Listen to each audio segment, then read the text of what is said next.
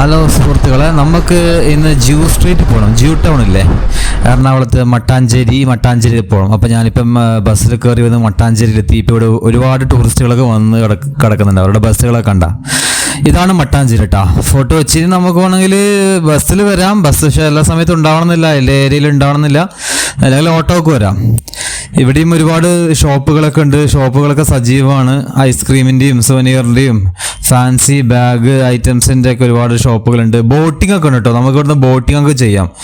Boating ഉണ്ട്. Family വരുന്നവർക്ക് ഇവിടെ നിന്ന് ചെയ്യാം. ബോട്ട് പാക്കേജ് ചെയ്തിട്ട് ഫോട്ടോ വെച്ച് മട്ടാഞ്ചേരി അതിൻ്റെ സ്ഥലങ്ങളൊക്കെ, അടുത്തുള്ള സ്ഥലങ്ങളൊക്കെ കാണാം. നമുക്ക് ഒരുപാട് എന്താ പറയുക ഡിസൈനേഴ്സും കാര്യങ്ങളൊക്കെ ഉണ്ട് ഇവിടെ. സുവനീർ ഷോപ്പുകളൊക്കെ ഉണ്ട്. ഫാൻസി ഐറ്റംസ് ഒക്കെ, അതുപോലെ ടോയ്സ്, ബാഗ്സ്, ഇങ്ങനത്തെ ഐറ്റംസ് ഒക്കെ ഉണ്ട്. അതൊക്കെ നമുക്കൊന്ന് എക്സ്പ്ലോർ ചെയ്ത് ജസ്റ്റ് ഒന്ന് കണ്ടിട്ട് എന്ത് ചെയ്യാം, നമുക്ക് നടക്കാം.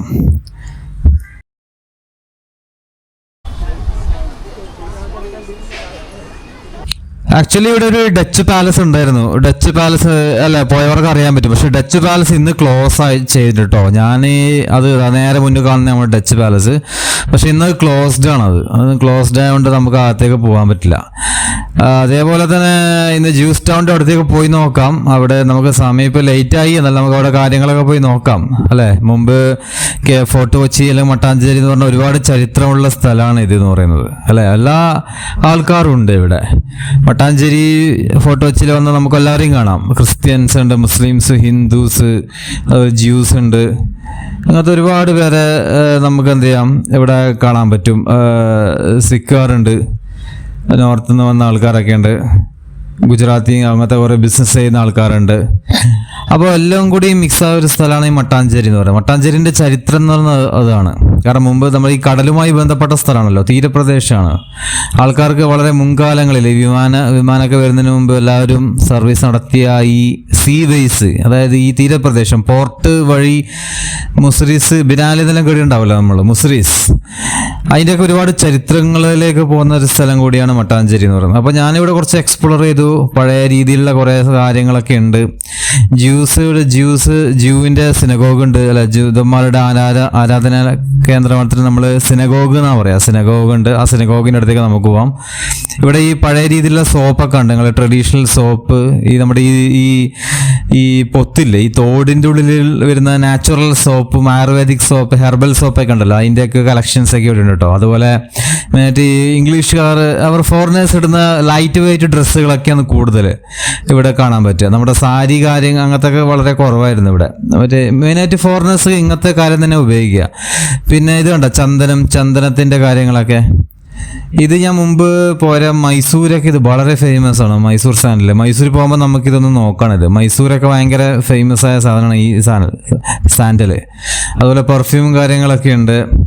അതിൻ്റെ കുറച്ച് വീഡിയോസും കാര്യങ്ങളൊക്കെ എടുത്തു. ഇതാണ് നമ്മുടെ ജ്യൂ സ്ട്രീറ്റ് എന്ന് പറയുന്ന സ്ഥലം, ജ്യൂ ടൗണ്. നേരെ പോയ ജ്യൂ ടൗൺ ആണ്. അപ്പോൾ നമുക്ക് അവിടെ പോയി ബാക്കിയുള്ള കാര്യങ്ങളൊക്കെ എടുക്കാം. ഓക്കെ.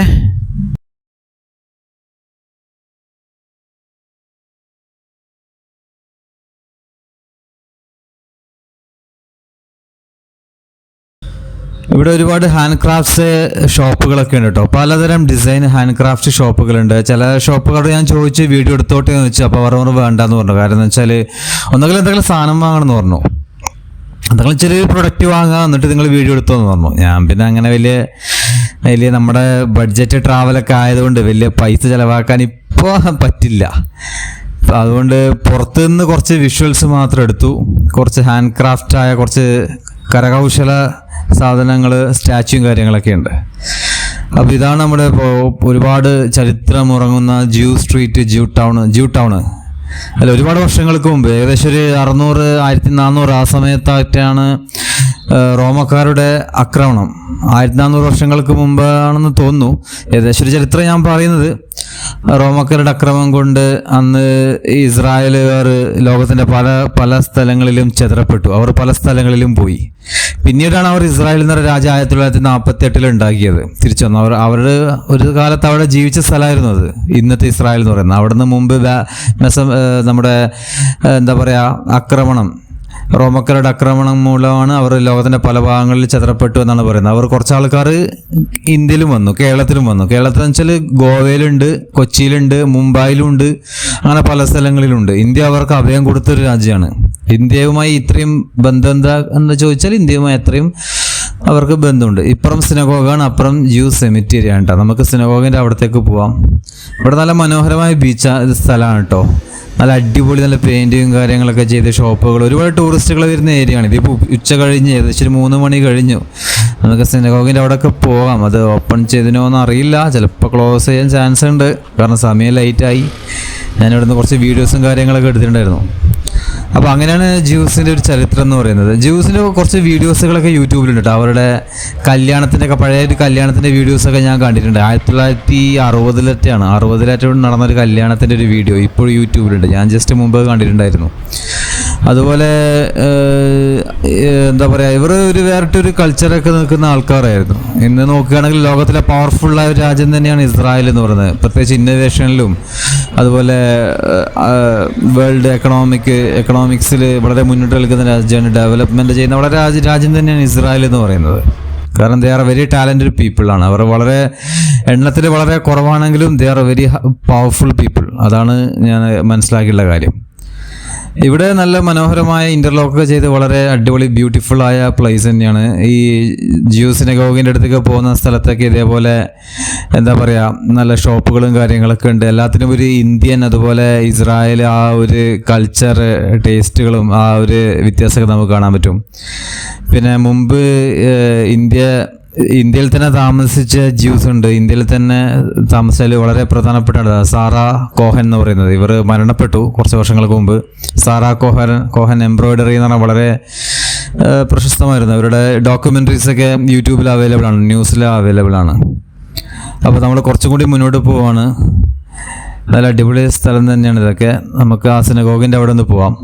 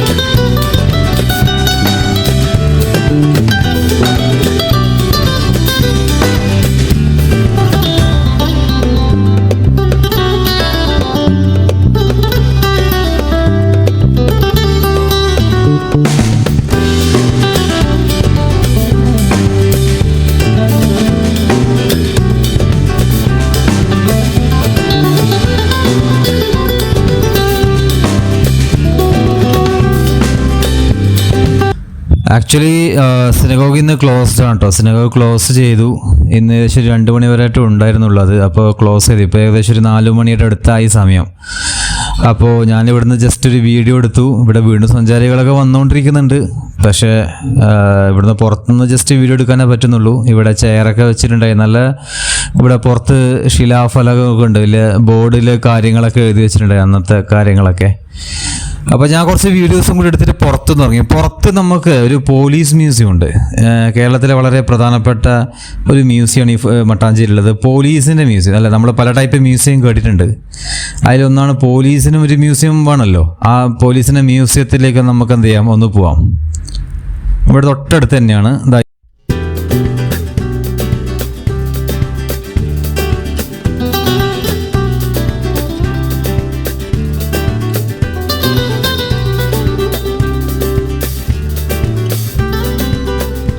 ഇത് തന്നെയാണ് കേട്ടോ പോലീസ് മ്യൂസിയം. ഇവിടെ കേരള പോലീസിൻ്റെ അല്ല ഇന്ത്യൻ പോലീസിൻ്റെ ആ ഒരു ചരിത്രമാണ് നമുക്ക് കാണാൻ പറ്റുന്നത്. ഇവിടെ പോയാൽ പോലീസിൻ്റെ എന്താ പറയുക, ഇന്നത്തെ പോലീസും ഒരു 10-20 വർഷം മുമ്പത്തെ പോലീസും അതിനും ഒരുപാട് വർഷം മുമ്പത്തെ പോലീസ് അവർ ഉപയോഗിച്ച ഡ്രസ്സുകൾ, അവരുടെ യൂണിഫോമുകൾ, അന്ന് അവർ ഉപയോഗിച്ച എക്യുപ്മെൻറ്റ്സ്, പിന്നെ വെപ്പൺസ്, ഈ കാര്യങ്ങളൊക്കെ എന്ത് ചെയ്യാം നമുക്ക് കാണാൻ പറ്റും. ഇവിടെ ആൾക്കാർ വളരെ കുറവാണ്. ഞാൻ ജസ്റ്റ് ഒന്ന് കയറി ഒന്ന് വീഡിയോ എടുത്തു. വലിയ തിരക്കൊന്നും ഉണ്ടായിരുന്നില്ല, ക്രൗഡില്ല ഇവിടെ.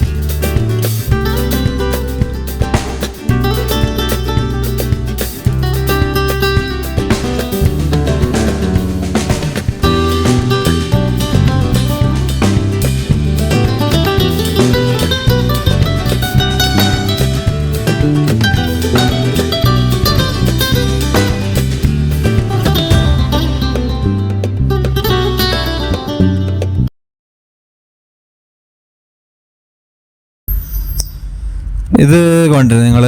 ഇതിവിടെ വലിയൊരു ഹാൻഡ് ക്രാഫ്റ്റ് ഷോപ്പിൽ ഞാൻ കണ്ട ഇതാണ്, എന്താ പറയുക, വാർപ്പാണ്. ലോകത്തിലെ ഏറ്റവും വലിയ വാർപ്പ് എന്നാണ് പറയപ്പെടുന്നത്. ലോകത്തിലെ ഏറ്റവും വലിയ വാർപ്പാണ് ഇത്.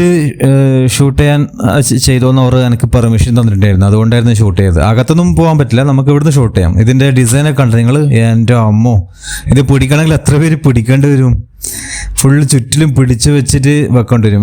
വാർപ്പ് ഉരുളി നമ്മൾ പറയുന്നില്ലേ, ആ ഒരു വലിയ ഉരുളിയാണ്. ലോകത്തിലെ ഏറ്റവും വലിയ വാർപ്പാണിത്. എൻ്റെ അമ്മോ, എന്തൊക്കെ പായസമൊക്കെ വെക്കുകയാണെങ്കിൽ എത്ര പേർക്ക് വെക്കാം അല്ലേ?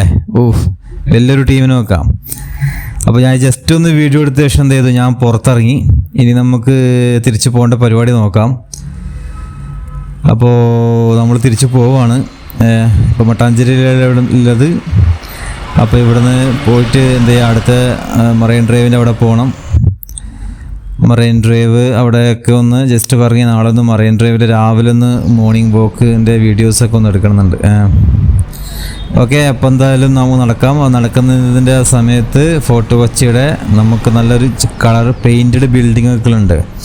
നമ്മുടെ നല്ല കളർഫുള്ളായി പോർച്ചുഗീസ് അല്ലെങ്കിൽ പഴയ രീതിയിൽ ഡച്ച് സ്റ്റൈലിലൊക്കെ ചെയ്തിരിക്കുന്ന വീടുകളും അതിൻ്റെ പെയിൻറ്റിങ്ങളൊക്കെ നമുക്ക് കാണാൻ പറ്റും. ഒരു ഫോറിൻ രാജ്യത്തെത്തിയ പോലെ ഒരു ഫീലിംഗ് ഒക്കെ നമുക്ക് അനുഭവപ്പെടും. ഇത് കണ്ടോ നിങ്ങൾ? നല്ല രസമില്ലേ? കാരണം വെച്ചാൽ ഫോറിനേഴ്സായ ആൾക്കാർക്ക് വരുമ്പോൾ അവർക്ക് നമ്മുടെ കൾച്ചറും വേണം, അവരുടെ കൾച്ചറും കൂടി അവർ കാണണം. നമ്മുടേത് മാത്രമാണെങ്കിൽ അവർക്ക് ചിലപ്പോൾ ഇഷ്ടപ്പെടാൻ ചാൻസ് ഇല്ല. എന്ന് വെച്ചാൽ ഫുള്ള് ഫോറിൻ, നമ്മൾ മറ്റുള്ളത് കോപ്പി ചെയ്യാനും പാടില്ല. നമുക്ക് നമ്മുടേതായ ഒരു സ്റ്റൈലും വേണം, അതോടൊപ്പം അത് വേണം അവരുടെ മോഡേൺ സ്റ്റൈലും കൂടി ഉണ്ടെങ്കിൽ നല്ല രസമുണ്ടാവും. കാരണം അവർ നമ്മുടെ സ്റ്റൈൽ ആസ്വദിക്കാനല്ല വന്നത്. അപ്പോൾ ഞാനിങ്ങനെ കുറച്ച് നടന്നു. ഇത് നമ്മൾ നേരത്തെ രാവിലെ കണ്ട പാർക്കാണിത്, നെഹ്റു പാർക്ക്, ചിൽഡ്രൻസ് പാർക്ക്. അപ്പോൾ തിരിച്ച് ഇവിടെ ഹൈവേയിലെ മെട്രോയിൽ, വാട്ടർ മെട്രോയിൽ കയറി ഞാൻ ഹൈക്കോടതിൻ്റെ അവിടെ തന്നെ എത്തിയിട്ടുണ്ട്. ഇവിടെ കുറേ ഷോപ്പുകളൊക്കെ അടഞ്ഞു കിടക്കുന്നുണ്ട് കേട്ടോ. കുറച്ച് തിരക്കൊക്കെ വരികയാണെങ്കിൽ ഇവിടെ ഷോപ്പും കാര്യങ്ങളൊക്കെ എന്തെങ്കിലും ബിസിനസ്സൊക്കെ തുടങ്ങാം. Anyway by.